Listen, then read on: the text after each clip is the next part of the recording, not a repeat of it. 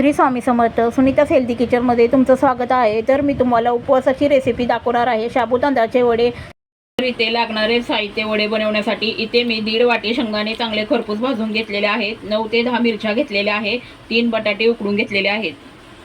तर इथे आपण शेंगदाणे आणि मिरच्या एकत्र अशा बारीक करून घेणार आहोत. मिरच्या आणि शेंगदाणे मी आता इथे एकत्र बारीक करून घेणार आहे. तर इथे मी बारीक करून घेत आहे. चला फ्रेंड, आज मी कशा प्रकारे वाटून घेतलेला आहे ते तुम्ही बघू शकता. जास्त जाड पण नाही, जास्त बारीक पण नाही, रवाळ अशा पद्धतीचे मी वाटून घेतलेलं आहे. तर मी आता याच्यामध्ये मिक्स करून घेत आहे. त्यामध्ये आता मी बारीक बटाटे करून मिक्स करून घेणार आहे. चाकूच्या साहाय्याने इथे मी बटाटे फिरवून घेत आहे. इथे मी आता चवीपुरते मीठ टाकून घेत आहे.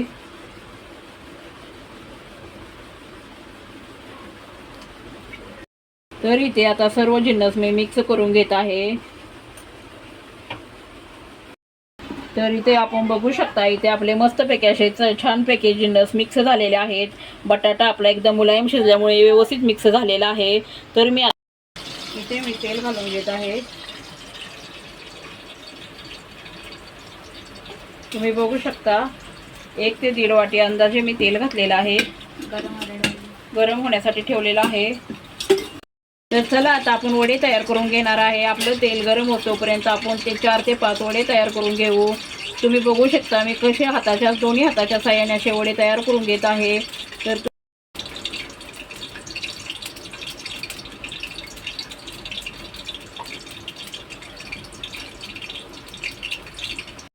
तर चला फ्रेंड, इथे आपले तेल चांगल्या प्रकारे गरम झालेलं आहे. तरी मी इथे कसे वडे तळून घेत आहे ते तुम्ही बघू शकता. इथे मी 4 वडे तळून घेत आहे. आपलं तेल चांगलं कडकडीत गरम झालेलं आहे. इथे आता आपले वडे दोन्ही बाजूनी चांगले तळून घेतलेले आहे. तरी पण मी मिडियम फ्लेमवर थोडंसं अजून तळून घेत आहे. इथे तुम्ही बघू शकता आपल्या वड्यांना चांगला असा सुरेख कलर आलेला आहे. तरी मी आता हे वडे इथे काढून घेत आहे. कसे आपले वडे टम्म फुगलेले आहेत. कलर पण सुरेख आलेला आहे.